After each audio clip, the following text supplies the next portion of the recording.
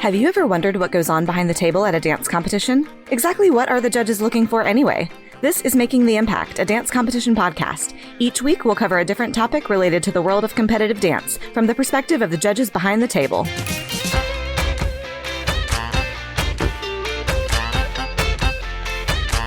Elevation on Tour strives for fairness and excellence in all they do, with integrity and love at the heart of their business. Today on Making the Impact, Courtney sits down with our friends at Elevation on Tour to learn more about what makes their events unlike any other. Hey Dance World, welcome to this week's episode of Making the Impact.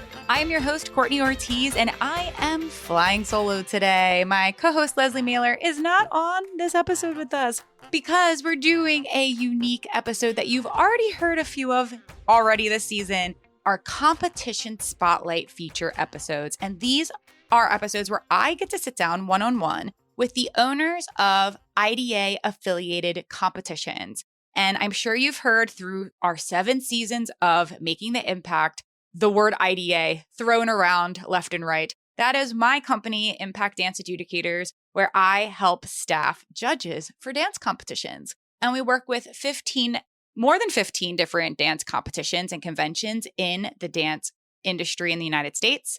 And we get to sit down right here on the podcast to hear more about the behind the scenes, more about what it takes to run an entire dance competition and convention event directly from the owners themselves. So this has been such a treat to introduce back in season 7. We actually did competition spotlight features back in season 1 of the podcast, and they were a hit. And we have gained so many new competitions to our roster at IDA that we were like, let's bring it back and make this happen for new competition companies. So thrilled to have 2 owners here joining us on the podcast. And I want to tell you a little bit more about the competition that we are sitting down with right here, right now. That competition is Elevation on Tour, and they are redefining the competition and convention experience with a strong focus on service, integrity, and innovation.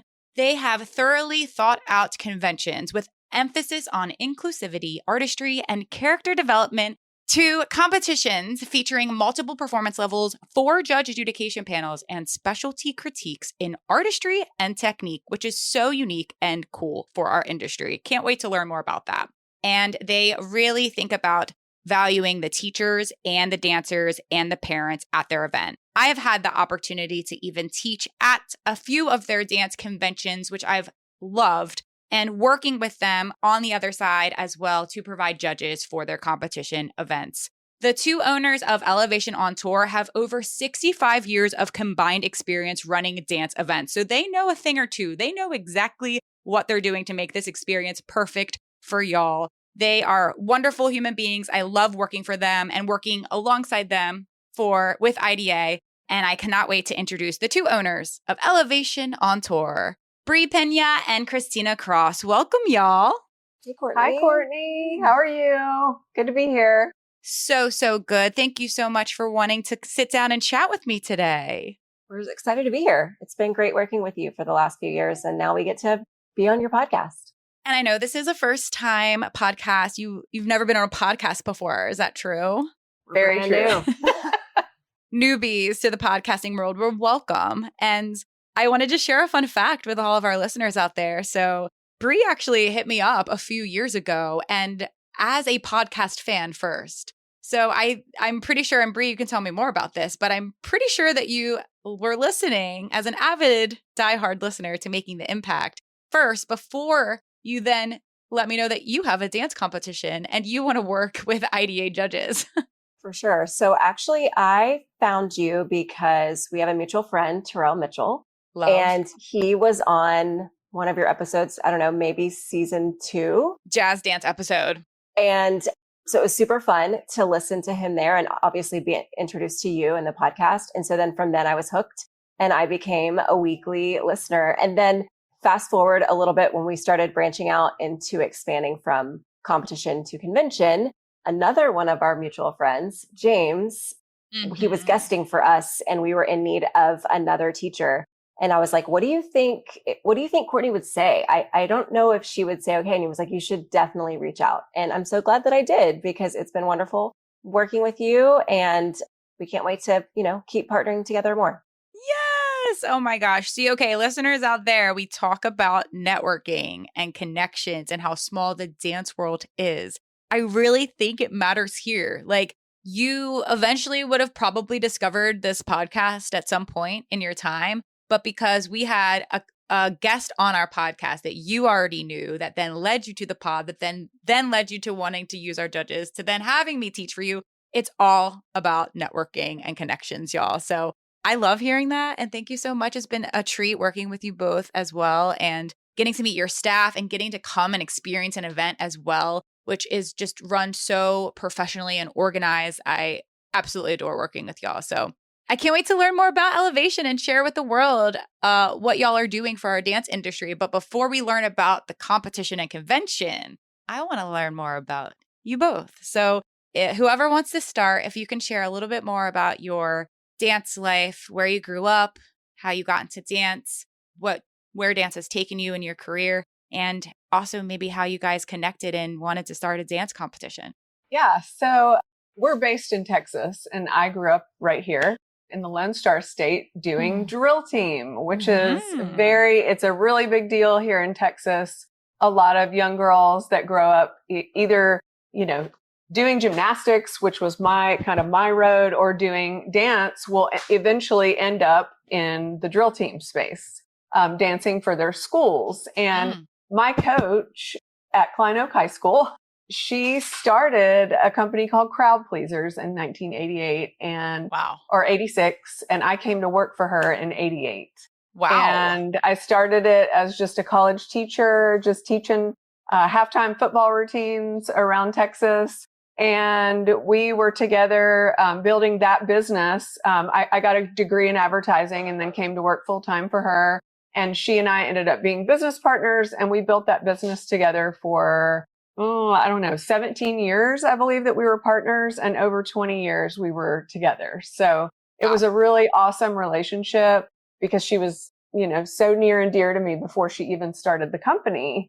Eventually I went on to take over the company. And when Brie was 18 years old, she was also on her drill team, and I hired her right off of her team. No way. And she came on and kind of did the same thing, started the same way that I did, teaching during college, and has worked for the company for over 25 years. She eventually obviously went on to work full time for Crowd Pleasers. And then in 2017, when I bought the other half of Crowd Pleasers, Kay was retiring. And Brie and I had big plans and decided that we wanted to branch out and start doing events to serve the studios in our community. Along the way, I had 3 children, and they all 3 were dancers, and we were working in the drill team space, but I was dance momming in the studio space. Oh, interesting. And just learning a lot about that side of the business, and realizing that we could take a lot of the skills that we had honed for 25 years in the drill team space and apply those for studios. And one of the things I think that makes us so unique, having that scholastic dance team background, is that those drill team directors in Texas, they are really tough customers. And so we cut our teeth serving some customers that had really high expectations and demanded, the absolute utmost in organization and innovation. And we were able to bring some of that, all those things that we learned, to the stage comp world. And she and I have done that together for the last 8 years. She still currently works for Crowd Pleasers. Wow. And she also is my business partner at Elevation. And it's just been a really awesome experience getting to do both and serve in both lanes, because they're, kids are kids. They're kids on drill teams, and they're kids in the studio space. And that's what we're about, is serving the kids. And so we want to do that in any capacity and any lane of dance that we're, blessed enough to get to do that. And so we're super excited to now have 8 years under our belt of doing this for studios all over Texas. But really 3 years ago, we moved out of Texas and have been going up the East Coast. We're now in Florida, Georgia, South Carolina, North Carolina, Virginia. We're hitting up New Jersey this year, which we're so excited about, and have lots of other cities to add to our plans in the coming years. So yeah, it's been It's been a really neat ride, just getting to learn all the different facets of all the different lanes of dance that we serve in. So it's been great. Awesome. And it's been really fun getting to do that with her. Oh, I love this team. What a great Yeah. partnership you two have. This is awesome. Well, thank you so much, Kristina, for sharing. And Brie, you're up next. Yeah. So I grew up dancing in studio, and then I took a little hiatus to play sports, which is hysterical. When was that? How old were you? So I left studio in my summer between 5th and 6th grade year. Okay. Because I decided that I was going to play basketball, volleyball, and run track. That's a lot. If anyone knows me, knows that I am allergic to running. So that's just not a thing. But I think it was, all my friends were doing it. And I was like, okay, cool. I'm going to be a sports girl. So I took a little dance vacation for 3 years in middle school where I played sports, not very well, but I did make the teams. I think I was a good teammate and cheerleader more than a player, but that's okay. And then it was funny because I was headed into high school and went to a basketball camp in the summer for the high school I was going to, and realized that all of these girls are taller than me, bigger than me, faster than me. And there was no way I was making that team. And so then I quickly turned myself right back to dance and got back into studio and then tried out for my high school team and made it. And it was such a wonderful experience. And honestly, being on that high school team and having that scholastic dance experience really did change and shape me and really, recoursed the purpose for my life, I think, because I had such a positive experience with that. And approaching high school graduation, my mom was like, you are not going to college for dance. I will not pay for a dance degree. Wow. And I just kept saying, but that's what I want. I want to go to college for dance. I want to be a dance major. And I just don't think I can leave dance behind. And she just kept telling me, well, that's fine, but your dad and I aren't going to pay for a dance degree. 4 years later, I graduated with a dance degree funded by my parents. Thank you, Mom and Dad. And then after I left college, I decided to go back to the high school dance team world and directed a team in a high school for 4 years. And I loved it. It was such a wonderful experience. Honestly, public school can be a tough place where you're doing what you love in the arts, but there's just a whole bunch of other things involved in the public school setting that can be really draining. And entering that 4th year, Kristina called me in the fall. It was in the middle of my football season. And she was like, hey, guess what? Some things are changing around here. Do you want to come on board full time? Which was always my dream. But I was like, I'm not sure I'm ready to leave teaching yet. I don't know if I'm ready to leave directing yet. And it was a little bit like, get on the boat before the boat leaves. And I was like, okay, well, then I'm going. I told her I needed to finish out the year. So I finished out that year. Wow. And then transitioned. That was in 2007, coming on board with CP full time. And it's just been, an amazing experience ever since then. So then obviously getting to work so closely with Kristina and obviously Kay, the founder, just to grow Crowd Pleasers into being such an influential provider for dance in the scholastic setting all of those years. And then it was just super exciting to watch her girls go through the studio side from that perspective. So not just having the experiences that I had growing up, but then watching someone parent through that. And now, years later, I have my own children and I have 2 that are dancers. And so I get to produce dance events and then I get to attend dance events as a parent. So that's been really eye-opening and a fun experience to do it on the mom side. Yay. So then, we started talking about elevation actually back in 2011.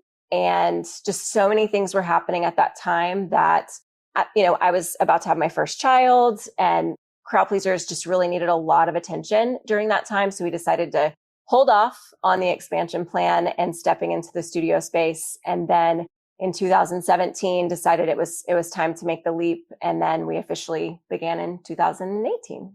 Nice. Wow. I love this story. And this is why I like to get to know the owners, because I work with y'all on a very business side of things, but I never really got to know your backstory and how you even got into this world. And I loved hearing what you said, Brie, about how Kristina came to you, but the timing didn't really feel right for where you thought you'd be or what you wanted to do at that point in your life. And I think that's a really important lesson for people to hear and know that sometimes these opportunities are going to come when you least expect it. And it might be a tough decision to decide, like, is this really what I want to do? Because what if you say no and that opportunity doesn't come back? You know, you have to decide in that moment, like, is this worth the risk? And is this going to like be a payoff for me down the road? Is this going to be the right choice for me? Because I don't know, it's hard to make that call, especially if you didn't feel like that the time was right just yet. But it seems like it was the right decision for you. Definitely. I mean, I can't imagine what I would be doing if I would have said no all those years ago. So I agree that, and for me, I'm very risk averse. I am safety Sally all the time, and just making really big changes and jumping into things is usually not my MO. But obviously I had such a connection with Crowd Pleasers and Kristina, and felt like, you know, that ultimately was going to be my goal of where I wanted to end up. And it just presented itself a little bit sooner than I thought. I loved my time directing. I loved my time teaching in public school. I thought I would have made it, you know, maybe 8 years total. Only made it to 4, but it was definitely the best decision that I could have made, and an amazing opportunity for sure. What Brie doesn't realize is that ship would never have just sailed for her. I would have made room for Brie whenever she was ready to come.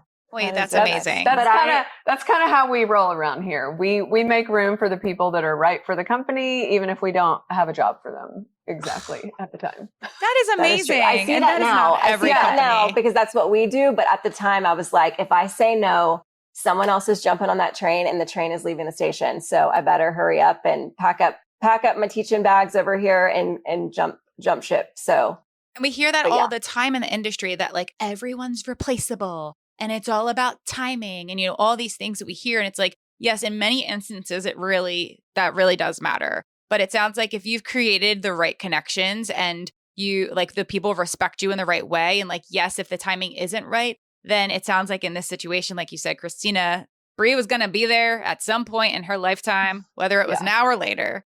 And that door was open, which is really awesome to hear that you would be able to honor that. So I love hearing this backstory of you both. What a partnership. It's just so great. And I'm not surprised to hear how close you are and how much you respect one another and trust one another in your business practices, because what you're providing at Elevation is just so unique in different ways that some things that the industry hasn't tackled yet, as well as just running a professionally run event that you've thought out so many details. And I felt that as someone who has come on site and worked at your event as a faculty member. So I'm sure that your customers feel the same exact way, and dancers see it too. So I would love to start off by learning a little bit more about some of those things I'm hinting at that makes your competitions unique. You know, there's so many competitions in our industry, over 200 probably at this point in time in just the United States. The overall picture and experience is mostly the same. You know, we're going to perform, we're going to get some critiques, a score, we're going to get ranked, we're going to do it all over again with our next dance, and then go to the next competition the next weekend. So when you were launching in 2017 and 2018, what did you know you wanted to bring to your event to make it unique and fresh? So I think the thing that really shaped or informed the way that we wanted to go about presenting ourselves to the studio side of the industry was shaped a lot by my experience as a dance mom. On the crowd pleaser side, we were so used to serving people in a way that was extravagant. We serve people extravagantly. I don't really know any other way to put it. And I didn't see that on the studio side. And, you know, as a parent, of course, you don't have a lot of interaction with the people who are putting on the events. But I did, I don't know, I'm just very observant, and it was just a feeling that it was just like, it wasn't there. It wasn't, you know, they obviously, and you know, there's lots of great people doing great things in this industry. Totally. But I will say that we went to some events where I didn't see that. I saw people who were just cranking kids onto a stage, and it didn't feel very personal. And it didn't feel like there was a connection, a human connection that I knew that we could provide, because we had such a long-standing history of serving well. Yeah. And so that is really the thing that rises to the top for me. The other thing that I feel like should go without saying is the organization of the event. Sure. I mean, that just should be a given. You know, if this is what you do, you're an event producer and this is your expertise, then those things should be boxes that are checked immediately and obviously. And that just also did not seem to be the case. We would go to competitions and they would run an hour behind or an hour ahead or 2 hours ahead. And I'm, trying to get from point A to point B to get my kid on the stage. And the studio owner is saying your kid is on in 4 numbers. And I'm like, how is that even possible? Her call time was supposed to be, 2 hours from now. Right. And those kinds of things just made me feel like that not only were the studio kids and the directors not being served well, but as a parent, I didn't feel like I was being served well. And so we just wanted to be able to bring that sense of service and caring about people and caring about their experience to a whole different level. And it's just, it's really kind of, it's second nature for us to be this way because that's how the drill team world is here in Texas. But we have found that this is not second nature in the studio world. And people are absolutely baffled by the level of service that they get from us. I don't know. It seems like an obvious thing to do, but it's obviously not. I will add really fast, just from my perspective on the judges side of things, and as a faculty member, that also applies to me as well. And I think that says a lot about how you're choosing to run your event. There's many organizations that will kind of mainly focus on the customer experience only. And then the staff and the faculty and everybody behind the scenes aren't getting that same level of care and empathy and treatment and detail and organization, right? Sometimes I've been on many events where it's just kind of a free for all, like good luck, And I felt like I was so taken care of, walked into your event exactly knowing what I'm supposed to do, where I need to be. I had great meals, all of the treatment things that we are really pushing for at IDA in particular, but just in the industry standard in general, was so elevated at your event. So I just want to throw that in there that it's seen from all sides. So that means that you really have noticed that on the Dance Mom side. And even if that's how you treat everybody on the staff end, faculty end for your other drill team event, I love that you're bringing that also to the studio dance world. Well, people are our passion is our very first core value.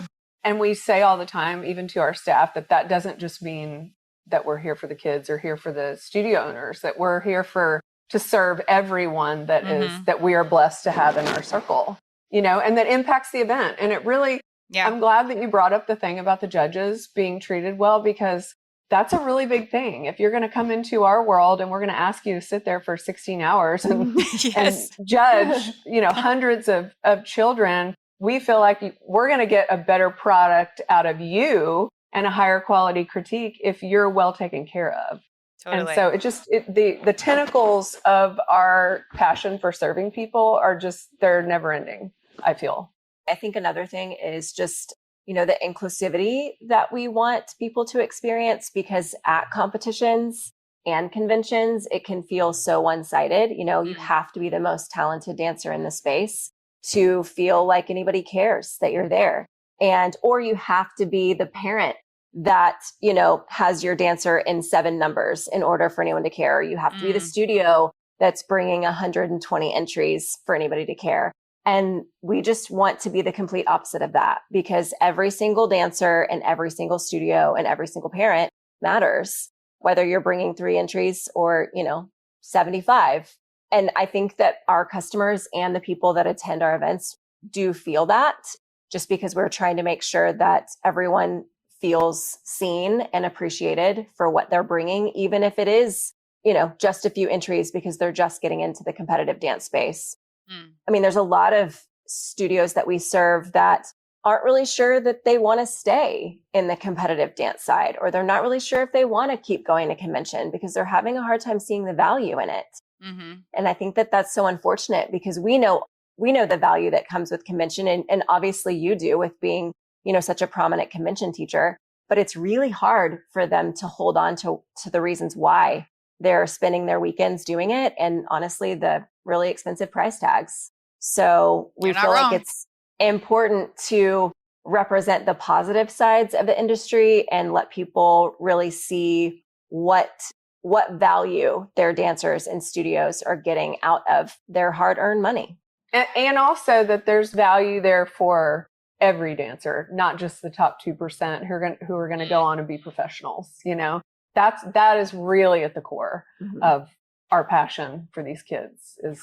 Well, and I think, again, just also doing this as dance parents and former dancers ourselves, I wasn't headed straight to Broadway. Number one, I would have been way too scared to put myself out there because I'm Safety Sally, but also probably wasn't going to make it. And I think there's so many kids that just feel like, they love being at the studio and they love doing these things. But to be honest, when they're 18, their dancing days are probably done. And I think, again, I have young dancers now. I don't know where their careers will go, but there's a good chance that they're just going to really love dance while they're in school. And they're going to learn a lot of life lessons and be really great at becoming an accountant. I don't know, something else, but they're going to be incredibly polished and hireable because of all the things that dance has taught them. So I think that should be the forefront is, not just the trophies and not just being number one, but what are the things that dance is really teaching you that's going to make you a better human? Totally agree. We talk about being a good human and learning life skills from dance. And I think that competition and convention is a part of that. And when you look and, as an adult reflecting back to my years as a competitive dancer who grew up in the studio dance world my entire life, I remember those really fun events. I remember one that comes to mind is Star Power because they would always throw the Frisbees and it was just like iconic, at the time. That was what we looked forward to. Or another competition would always have a montage video that had different dances pulled from that weekend and you would cheer for your studio, right at the top of the award ceremony. Those little details I think that competitions have found that make them unique matters to the memories that you'll look back and reflect on so many years later into your adulthood. So I know that what you guys are providing, you want those kids to remember this happened at Elevation. And oh my gosh, you remember this teacher at Elevation. And oh, my judges' critiques were so unique at Elevation. I'll never forget. That was my favorite competition. That's what you're hoping for as a competition owner when you're serving these dancers. Like you said, whether they continue on with dance or whether they don't. And maybe one day they're going to bring their dancer to your events down the road. So something I'd love to jump into that I think is super unique that I learned about when you started working with us, but also experiencing it a little bit on site when I judged, is your 4-judge panel and how you have structured your critiques based on having 4 judges. So why did you guys want to have 4, number one, instead of the standard 3? And what do you do with our artistry and technique judges? How does that work? How does it impact their score? What do their critiques look like? Tell the world a little bit more about that. So we have the 2 traditional judges, and that looks very much like most competitions. However, I will say that we spend a lot of time and effort on training our judges. Mm-hmm. One of the things that we really focus on is teaching them how to deliver a critique that has a lot of integrity. We're going to tell the truth, but we're going to do it in love, and we're going to do it in a way that is compassionate and inspires the kids to continue to work on their craft and to try to, help them in their dance journey rather than tear them down and just tell them all the things that, we're not great. But those 2 traditional judges, they will score off the whole score sheet and deliver a very comprehensive critique. Then we have our artistry judge who is more focused on the artistic elements of the score sheet, and they have 50 points. So it's half of the points to make up the 300 points. So they're doing the 50 points. And then also their critique is very focused on the artistry components of the score sheet as well, which we feel like is really helpful because if you're a 100-point judge and you've got to hit all of these different sections of the score sheet, you can't really go super in depth in the critique. And it gives you that opportunity to really dig in and really, deliver. I love the word robust, a really robust critique that brings a lot of value to the experience. And then the same on the technique and execution side of the score sheet. They have 50 points. And then that judge, of course, is uniquely qualified to deliver a really strong technical critique. So we feel like, honestly, we're always looking for different ways to add value. That's a big priority to us. Like we said before, we're both dance moms. we just have a different vantage point, knowing the amount of money that these people, and not just money, but the amount of time and energy and effort and all the sacrifices that are made for that kid to dance for 2 minutes. Right. What can we do to add value in every way, shape, and form? Value before, value after, and value, when they leave the event. Mm-hmm. So that's just another way that we do that. Well, and when we started, we were thinking like, what is going to set us apart? What is going to be the thing that, is a different experience? And just looking at starting from ground zero and deciding what does a score sheet look like and all of these different competition specifics. It was an exciting thing to implement and to try because we didn't see it being done anywhere. And to this day, I don't know if we've found any other circuit that's doing it that way. But then when we started to really develop it and figure out exactly how is this going to work? How are the points going to come together? How are the score sheets going to be different? What critiques will look different or about them? Then we realized how much studios were going to appreciate it. And a lot of our customers do say that our critiques, not only because the judges are so fantastic and committed to delivering quality, but they really enjoy the fact that those critiques are focused on very specific things. And studios will comment that, especially if they have competitions back to back, that if they don't have time in rehearsal to listen to them all, they will pull those specialty judge critiques. And those will be the ones that they'll have their dancers listen to, just because they can get a really laser focused feedback in a short amount of time. So I think that it's just something that has really pushed us forward in a way that we probably didn't realize at the time back in, 2017 and 2018 when we were planning, but we've really been able to cultivate something that I think is super valuable and honestly special to Elevation. Yeah. I mean, when you shared that with me, I thought that was so cool. I think that it's so smart. I also am shocked that no one else is doing it. Now everyone's given a listen to the podcast and know what the inner workings of Elevation. But it's awesome. On a judge's side too. Again, I work with y'all, but I have worked with you as well. Having a special critique and a score that is designated to those aspects of a routine is just it's so nice. Like you can actually articulate your thought and really thoroughly explain what you mean by this when it comes to the artistic approach, or what you mean by this technical correction. And I'm going to dissect it a little bit more, and I'm going to give you an analogy or a visual or imagery that's going to help take you to the next level. Before, in our regular critique, sometimes it's just like you can't really go on those tangents because you've missed 5 other things, and then people get mad that you missed 5 other things, and they're like, oh, that judge just talked about the bot the whole time. It's like, well, as an educator, I could talk about that bot for a whole 2 minutes, but I also know I got to move forward. So, it is nice to know that the balance is going to be there. And it's like, oh, you got technique? Cool. I'm not going to spend too much time on that. I'm going to mention a few things, but let's go listen to the technique judge because they're going to kind of analyze that even in deeper detail. Yeah. We have some judges that are very passionate about, we call them the seat, like you're sitting in the artistry seat or you're sitting in the technique seat for this weekend. And we have some that are super passionate, like, please, please, please don't move me out of artistry. I love it so much. Right. So, and like you said, it's great even for the traditional seat because they know that they can really focus on all of those subcategories and that someone is going to dive in to the specific thing that they saw on either of those two specialty sides. Yeah, it was interesting in the beginning because, our judges have a lot of experience and they were so used to judging the whole score sheet. We would have the artistry judge start to veer off and talk about technique and would be like, no, you come back over here. Oh, okay. Yeah. But now that they've done it and now that they, have kind of honed it a little more, they love getting to go that deep. And they're the one, like Brie said, the ones that sit in those seats are so passionate about their role. Well, and shout out to the judges that were with us those first few seasons because they really helped us. Like it was a collaborative effort in trying it out, making changes, getting feedback.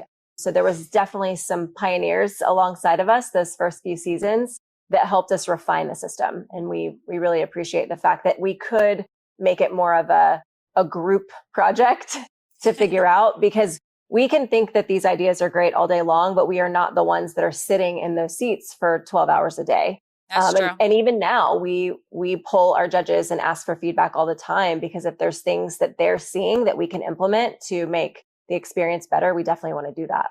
That's so refreshing to hear. I would say for any listeners that think that that's a standard and a norm, it's not. I've rarely ever been asked for feedback. I personally have given feedback because a lot of people will ask me for some consulting and things, just knowing my experience level in the industry. But I feel like in general for judges across the industry, it's very rare to be asked, like, how was your experience and what would you like different for our scoring brackets? Or did you think this critique system worked for us? And how can we tweak it to make it better? I think there's always ways that we can improve and learn from one another, from each other's experiences. And especially when you guys are trying to create something that's so unique and different in different ways. I love that you are open to hearing that type of feedback from all sides. You're the parents, the teachers, the workers as well. So that's really refreshing to hear that you implement that. Yeah. So we talked about the 4 judges. We also have hinted at that you don't only do a competition, you also have a convention aspect to your event. Now, I'd love to learn a little bit more about that. Are you considered a convention competition, like many of us know in the industry, where the only type of events that you have now always have convention attached to it, where it's your standard morning, you take classes, evening, you perform, Friday is like a full day of competition? Or do you also have events that are strictly convention and strictly competition? How's it looking in your schedule?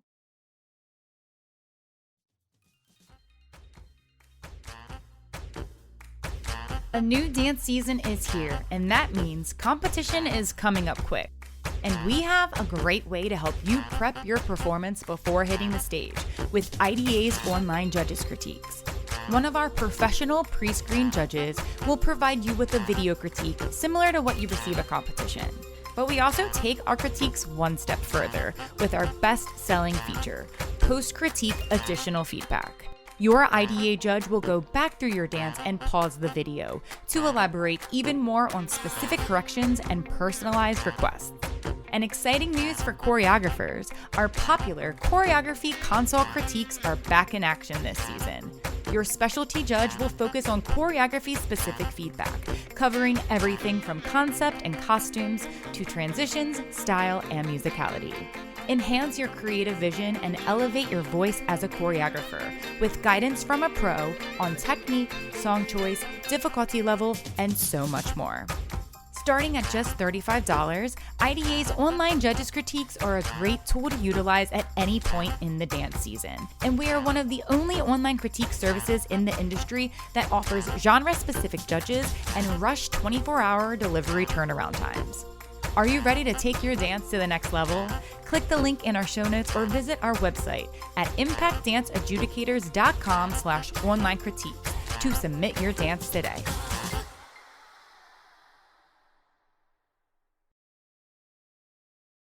So we are actually 2 seasons in one. Okay. So our season is kind of split up into 2 halves. So our fall and winter is focused on what you would say the traditional convention competition experience, where there is now for us, I will say the convention side, we feel like is the most important in that event because we think that education is such a cornerstone and the competition is an extra. It's a bonus for us at those events. Although we know that there's a lot of studios that really put a lot of emphasis on competing those weekends, but we do think that from a planning perspective, we want to put as many resources and assets onto the convention side. Because for us, that's a way that we can impact dancers at just a deeper level. So we will run those convention comps from the fall through the winter. And then late winter into early spring, we transition into stage comp, where that is the more traditional stage competition weekend. Occasionally, we'll have some master classes that happen at those events just based on venue, schedule, maybe what judges we have. We do love to bring master classes into our regional stage competitions in new areas because it's a great way to introduce studios to an elevation experience and what it might be like if they were to come and dance with us in the fall and winter at a convention. And to be totally honest, in the beginning, the stage competition side was just going to be our launch pad, right? It was going to be how we were going to get into the industry, how we were going to, create brand awareness and customer base. And our thoughts were that after running a stage competition in a location for a while, we would transition it into a convention. But our customers have just said, please, please, please don't take these stage competitions away. So that's how we've arrived at this kind of like dual-sided season, because so many of our customers were saying that's great. We'd love to come and dance with you at a convention, but don't take our stage competition away. So at the moment, we kind of run two halves of the season. I think that's great because, and a lot of competitions do that. And then there are competitions that are strictly, I'm always a convention, and the competition's an attachment to that.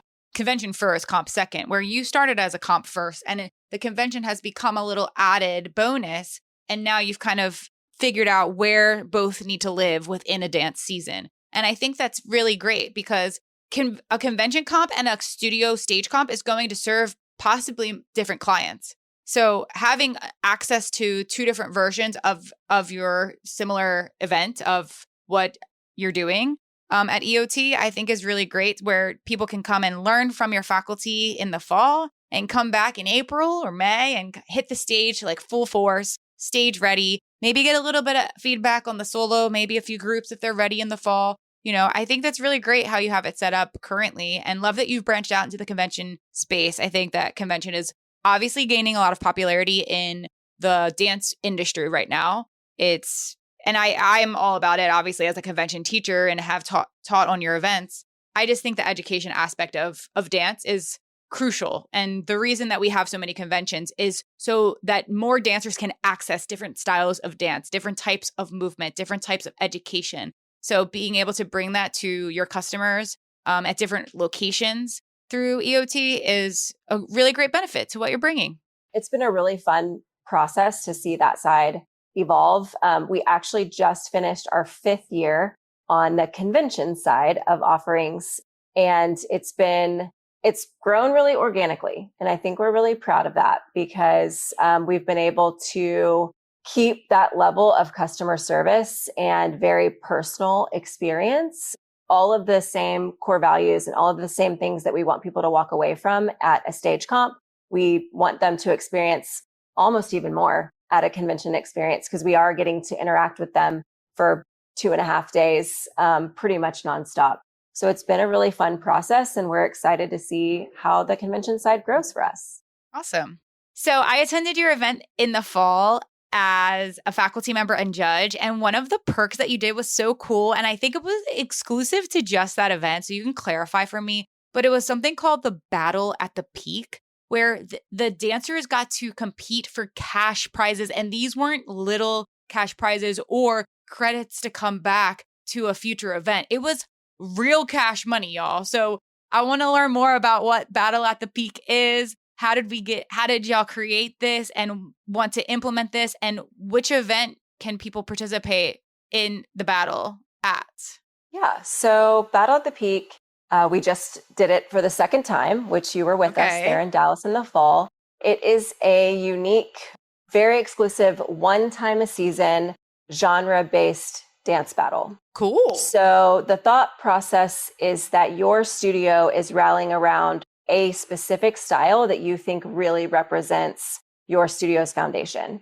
And for the format really is a teen and or senior, small or large group. So obviously it doesn't have like a widespread studio representation because it really is focused on that teen and up age level. But the goal is that with it being almost a preseason event because it happened in the fall, that you're getting one group dance that you're ready to take to the battle. And basically it's a bracketed style setup to where we have groups like jazz, hip hop, tap, contemporary.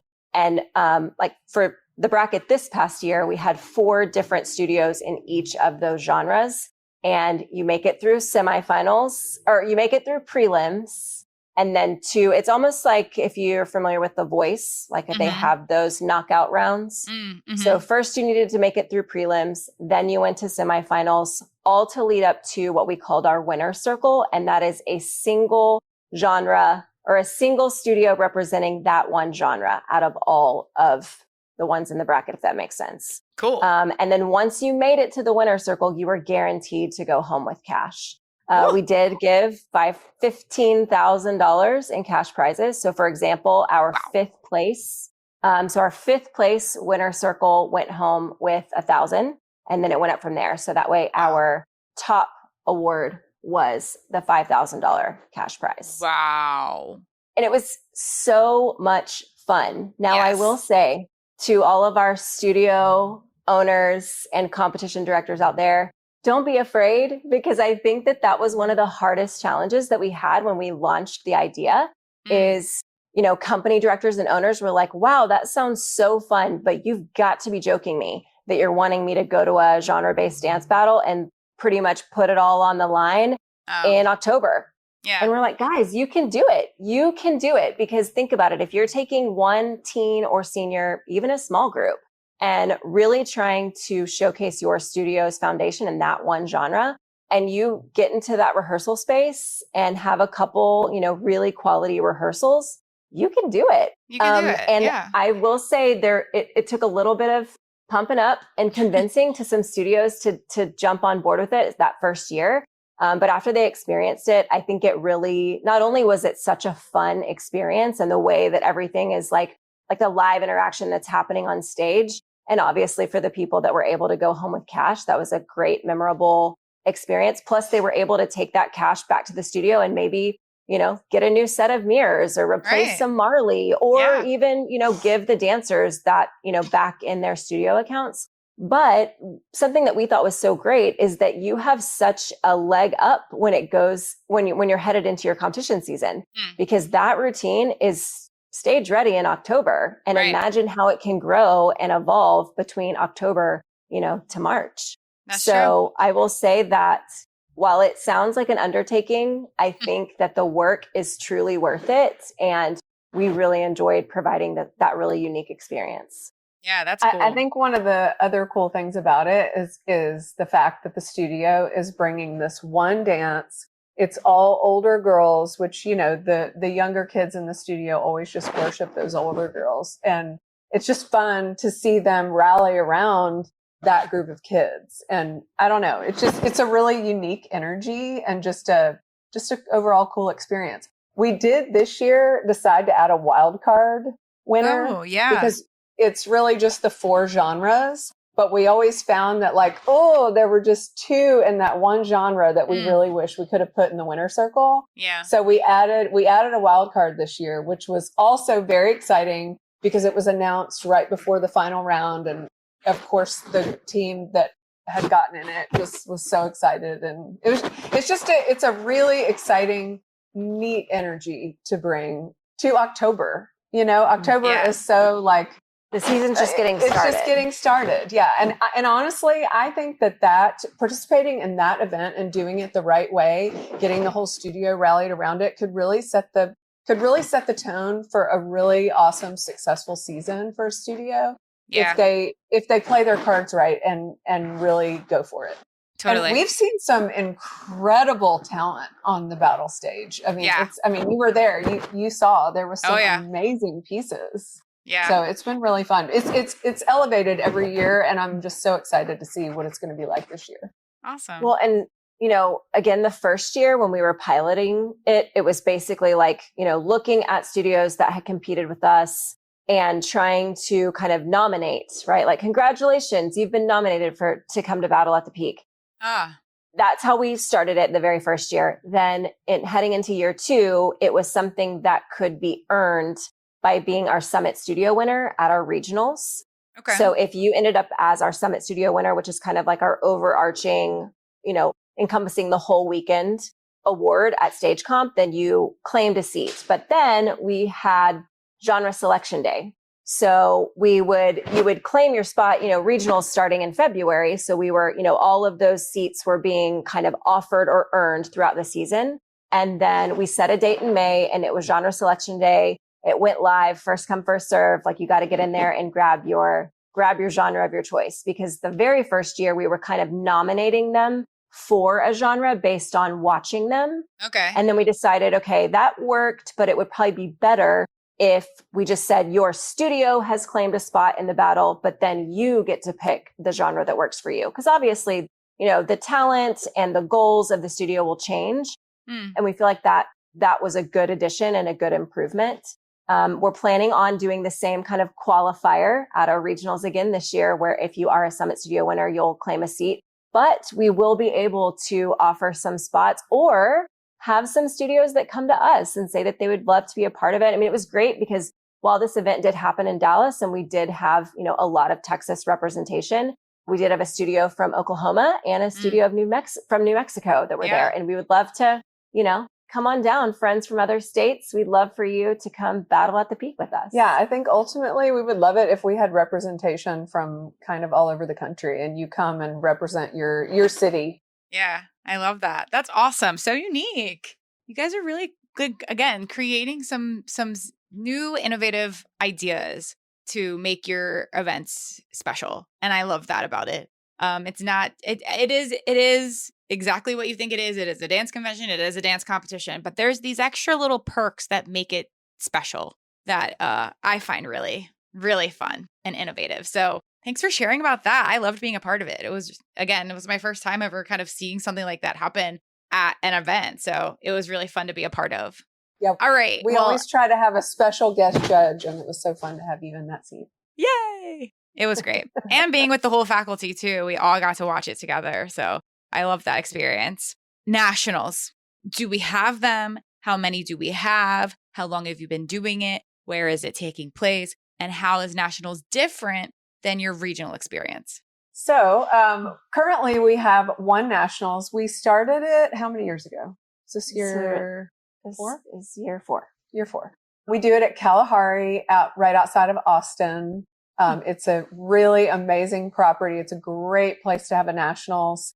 A few things that make it unique. We are really committed to it not being longer than 5 days. Great. Which is good and bad, but having experienced nationals as parents, I find that to be refreshing. I think, we would rather leave them wanting more than than leave them feeling like, oh my gosh, I've been here for a month. Right. So, so consequently, we normally will sell out as most nationals tend to do these days. Yeah. But we're just really committed to the experience being exceptional for everyone, and not the least of which would be the parents. So that is in June. We are actually adding another nationals, but not until 2028. Okay. And it is going to be at the brand new Kalahari in Virginia. Ooh. Very exciting. In Fredericksburg. Is that okay? It's right outside of the Fredericksburg area. Near Busch Not Gardens. far from DC. Right. In DC. But we're just excited to have an East Coast nationals now that, our tour has been traveling up the East Coast. We have such a fun anchor in Texas, which is great. And so knowing that, we're going to get that same great experience at another amazing property that is just such a perfect fit for a dance event, just because of how the dancers are having a great time, but then little brother and older sister and other people that aren't dancers can have such a great time there at the Kalahari. We do try to make sure that nationals is a culminating event. And that's something that we've noticed, that when you look around at all the different nationals options studios have to choose from, sometimes it just feels like a mega sized regionals. Yeah, you're right. And we've heard that directly from studios. And to be honest, when we were piloting our very first, we call it finals. It's our national finals. Okay. We were piloting it. We spent a lot of time asking studio owners and directors, what do you like about it? What do you not like about it? What would you change? And so many of them were like, man, it just feels like a supersized regionals and it's not very fun. Mm-hmm. It just feels like what we do all season long, but just twice as long and with 3 times as many studios. Right. So we spent a lot of time thinking about what kind of experiences can we add to that event that make it feel elevated and like, you've reached the end of your season and it's super celebratory. We do a summit celebration, which is this big party, which is kind of wild with, 1,200 kids running around, but it's super fun. We do offer a day of convention class. The reason why it is only a day for us is because we do feel like it's an extension of the stage comp experience. not an extension of our convention circuit because the convention circuit happened, so much earlier in the season. But the convention classes are such a fun added bonus. So we do have an entire day devoted to convention class. And then at the very end, we have what we call grand finale. And that is something that you qualify to be a part of based on your performances and scores and things in, the regular preliminary portion of the competition. We're very excited to try to actually have two different almost levels of our grand finale. Now that we've grown, one thing that is important to us is that if you're there on that final day for that grand finale, that you're not sitting through a show that is 8 hours long, because we actually want it to feel like a show, like something that people would want to sit through. Yeah. So we're really mindful of like the flow of that, how many people can qualify, what are things that we're doing throughout that grand finale that still make it exciting and fun. And so because of how our events have grown, we really feel like we need to have a grand finale that's focused more on showcasing our novice to intermediate studios and groups. And then we have a grand finale that's focused on our select, which for us is our most advanced level. Okay. So we feel by having those separated out as almost two different, events within the event, that we can make both of the sides of the attendees feel really recognized and special. Versus if it's all together as one, we just run the risk, number one, of it becoming too long and not fun, or just feeling like, different levels of studio aren't getting the same amount of recognition and celebration. Yeah, that's totally fair. I think that makes all the sense. And one of the questions I was going to eventually ask was if your competition had levels. So I'm glad that you answered that for me right here, right now. So that's really great. I love that. I think that's a really smart idea to have it separated and everyone can be recognized where they belong, and keeping it moving, fast paced and organized like you always are. So that sounds like a really great national experience. And I'm really excited that you could already share that with us, that you're going to be branching up to the Northeast and having an East Coast Nationals, especially for listeners who are really interested in maybe attending an event. And because you guys are trickling up there a little bit this season, if you weren't able to get on for an event in the East Coast for 2026, now okay, we're coming back in 2027 and in 2028, there's going to be a Nationals for you. So that's really exciting. And I know that there are so many competitions out there, and so it's hard to select which ones that you want to spend your weekends at and devote your time and energy. But there's so many times I hear from different studio owners that learn about new competitions like yours that say, oh, well, you don't come to me. I wish that you guys came closer. Or, I don't live in Texas. But I would love to experience EOT. So it's really exciting to know that you are trickling up north a little bit. So which cities are you heading to up in the Northeast region this upcoming season? So some of our newest cities are in New Jersey, which we're super excited to be there. We'll be in East Brunswick and in Sicklerville.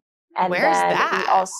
Sicklerville is, I want to say it's a little bit south, like the like more South southern. Philly? I'm sorry, South Jersey border. Near Philly?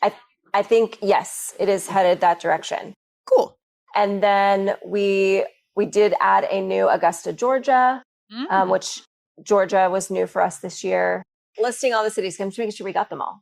But in 2027, we have aspirations to go to Boise, Idaho, as well as we're tossing around 2 different cities in Ohio, but we're excited to go to Ohio. We're really interested in Chicago. So we have some big plans. We really want to continue growing in the East, up the East and Northeast, but then also slowly trickling over to the West side. Yeah, we have a lot of people on the West side that are begging us to come, but we also are very mindful about our growth being manageable and reasonable, and so balancing that is a little tough. But we're going to get there. It's been super fun to meet so many new studios at all of the continuing education events like Dance Teacher Web and Dance One Summit. We're excited to go to Energize this year. I think we're going to go to the DEC, which is great. We just got back from Studio Owners University. And, shout out to all of those event producers that do that, because I think it's such a great experience for studio faculty and owners and directors. But as event producers, it's an amazing way to meet customers. It's also an amazing way to connect with other people that do what we do. We've made some great relationships with other competitions and other conventions. And it's so nice to put, a face to a name. Yeah. And know that actually we can all kind of exist in the same space together. Yeah. And that there's some really great people that are just as passionate about what we're about. Yeah. It's important, I think.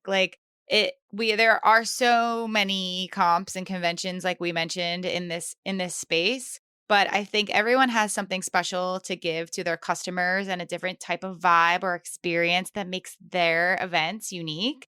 And to be able, like you said, to put a face to a name, to be able to meet someone, shake their hand in person, get a feel for their vibe, their energy.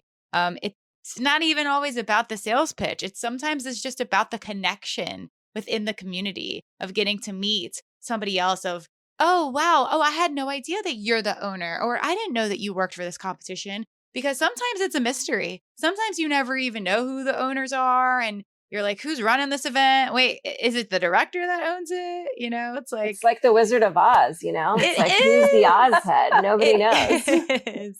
Wait, that's a great example because it absolutely is. So I really love when competition owners are like on site at events. And let's be real, you guys just admitted you're like, we want to expand, but we also know that we need to grow slowly. And that is okay. I think that being with you already for the past few years, you've expanded a lot in just 3 years that we've been working together. So a lot of customers will always say, oh, please come to the city. And, if you come here, we will be there. And it's like, but there's only so many weekends in a competition season. And if that's the case, then now we're going to be at triple cities a weekend? Like now we have to expand our staff. You can't be in every place at once, but you still want that personal touch. Also, it's a lot to ask for us to be on the road every single weekend. It's exhausting. You both have said you're dance moms. Your kids also are competing at events as well. So you want to be there to support them, but you're running your business. So many aspects come into being an event planner and running a dance competition. So I applaud you guys for making it happen and also being like superstar dance parents, but also like epic business owners that are so organized and innovative at the same time. It's a hard business and you guys are killing it, truly. Thank you. We appreciate that. Yes. You're killing it too, Courtney. Oh, thanks. I'm always so grateful for y'all's support, and truly from like the start, it's just been so easy breezy to work with you. And we've worked with so many different competitions through our time, and I love all the IDA affiliated competitions that we get to work with. But it's so refreshing to know that like right when we spoke, we were aligned on the same page. We had very similar views and values of the industry. And I really could sense that from you, which made me excited to work with you. Those are the type of competitions that I want to connect with and pass on to my judges. And I know that they'll be taken care of. And I know that you're going to provide a really quality event, because sometimes as the owner of IDA, I play a lot of damage control. I have to, as do you, you guys are also the damage controllers between studio and parent sometimes for your events. So I feel like that with Elevation, I don't ever have to play any damage control. I know that it's going to be seamless, easy breezy. People are going to come back raving reviews about how much they can't wait to be back at your events. And that's got to feel so good to know that you're doing the right things for your staff on all sides, because I can vouch. I've experienced it myself. So again, applauding you for everything you're doing on all sides of the industry.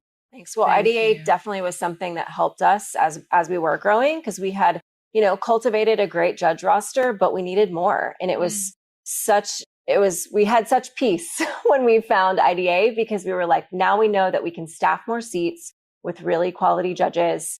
And we know that Courtney and all of her roster really believe the same things that we believe on how they can positively impact dancers through amazing critiques and just that attention to detail. So it was such a great backbone for us, because we knew that like, even though we were also recruiting amazing judges, we know that IDA can provide us more judges. Or, oh my gosh, there's been times even last season where we needed you to help us fill some things in when we had people pull out of things last minute. Yeah. And that is something that we couldn't do as well if we weren't partnered with IDA. But you have so many other moving parts that you're navigating to run an event. The last thing you need to be worried about is, oh my gosh, somebody just backed out. If you can pass that task off to somebody else to do it for you, then it just kind of takes a layer of stress off of the table when you're already trying to get the schedule out and make sure the venue's aligned and what are the meals going to be. And someone wants to change where their placement is in the schedule. And I got to change this. There's so many moving parts. I don't know how y'all do it, truly. So I'm happy to offer this service to so many competitions like yourself to relieve you a bit, to make you know, like you already know going in, okay, these are going to be qualified people. They've been background checked. They've been screened. They love to sit in this seat. They want to be there. And then once I get to know the competitions like you, I get to know your vibe and energy and what you're seeking in a judge. So then I can cater and personalize who I'm sending to your events to that I know are going to align with your energy at the event as well. So I love working with y'all. That's one of the things that I feel like I've noticed is when your judges come in, I think because our core values are so similar to each other, they feel like family. They feel like they're part of the crew, and I think, that it could be so different. They could come in and feel like an outsider. And I just feel like they walk in and everybody's very aligned and united, and it's just a fit. Aw, I love to hear that. Okay, so I know that we talked about some of your competition locations that are expanding regionally all across the Midwest and even up into the East Coast. But what about the convention aspect of your business as well? I know that those dates typically happen in the fall, but in the upcoming seasons, are you expanding to any new locations for convention? Yeah, so we, like we said, we started with everything in Texas, and conventions, we're just the same. The demand for us here is really strong.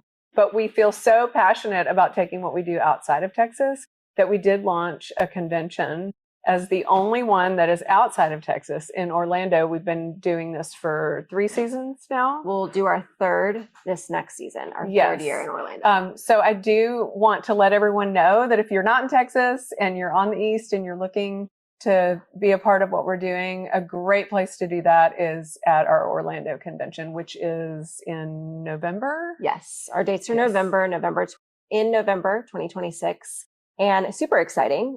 As we turn the corner into 2027, we are planning a convention in Virginia at the brand new Kalahari.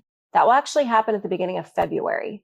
Wow. So that will be the true end of our, convention, portion of our season in February of 2027, that very first weekend. So we're really excited to have, a convention experience on the East.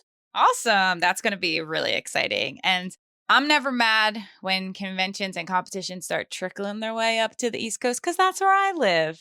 So I can always tell so many of my studio connections about what a great event to go attend, to try it out, get a feel for it, especially now knowing that if they love that convention, that they can also experience a nationals on the East Coast too coming soon. So love to hear that. Yay. Well, y'all, I think this was such a great chat, and I've loved learning so much more about you both individually, as well as the evolution of Elevation on tour. It's really come a long way since its start, and you've grown so much. You have such a great following of tried and true customers that are attending your events. I absolutely love what you're doing for your conventions. I love some of the unique things that you're adding to your judging panels and your critiques and your scoring brackets. And it's just an awesome event. I'm so honored to be a part of it, as well as having IDA be affiliated with you. So thank you for sharing and sitting down and chatting with us today. Yeah, it's been a great time. It was super fun. Thanks, Courtney.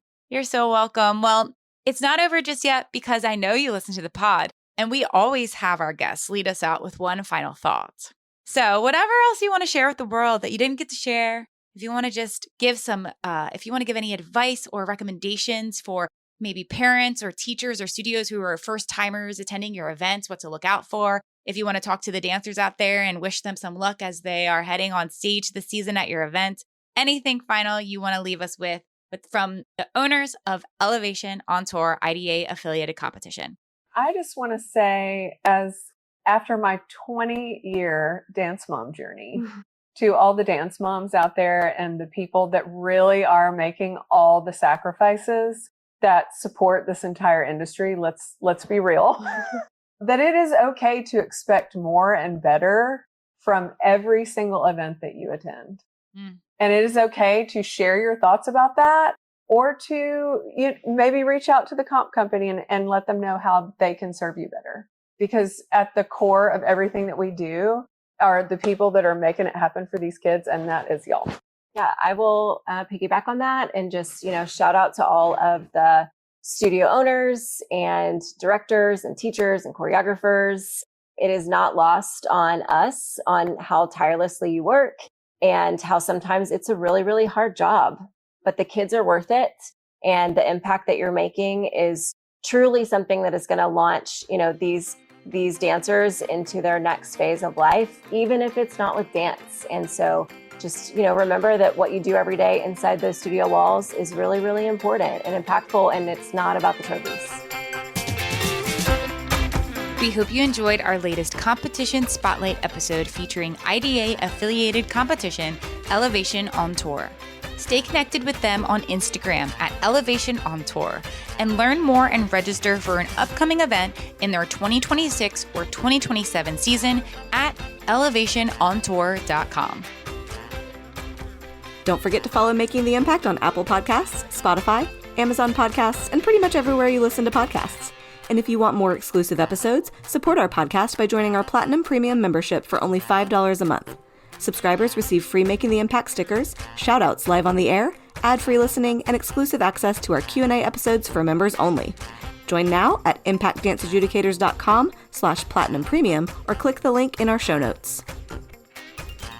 Be sure to check out IDA-affiliated competition Elevation on Tour. Elevation on Tour is redefining the dance competition and convention experience. Driven by a commitment to service, integrity, and innovation, Elevation on Tour is constantly evolving to ensure the best for your studio. Their passion for serving the dance community has challenged them to think outside the box, to create a space where dancers of all levels will grow in their artistry and character. Engage, embrace, and elevate your dance experience at Elevation Dance Convention. The convention atmosphere is carefully crafted to promote inclusivity, personal growth, and character development. With their inspiring faculty, Elevation on Tour empowers dancers to return to the studio with a newfound energy and love of dance. Elevation on Tour Competitions offers 3 performance levels, stunning awards, and a distinguished 4-judge adjudication panel, including 2 specialty critiques for choreography and technique. Don't miss out on the teacher hospitality suite and dedicated warm-up area at every location. For more information about Elevation on Tour, visit their website at elevationontour.com and find them on Instagram at Elevation on Tour. Next up on Making the Impact, tune in for an episode about the transition from studio dance to dance team, a throwback episode with more info on college dance teams, and a day in the life of competition and convention staff. We'll see you next week for another great episode on Making the Impact.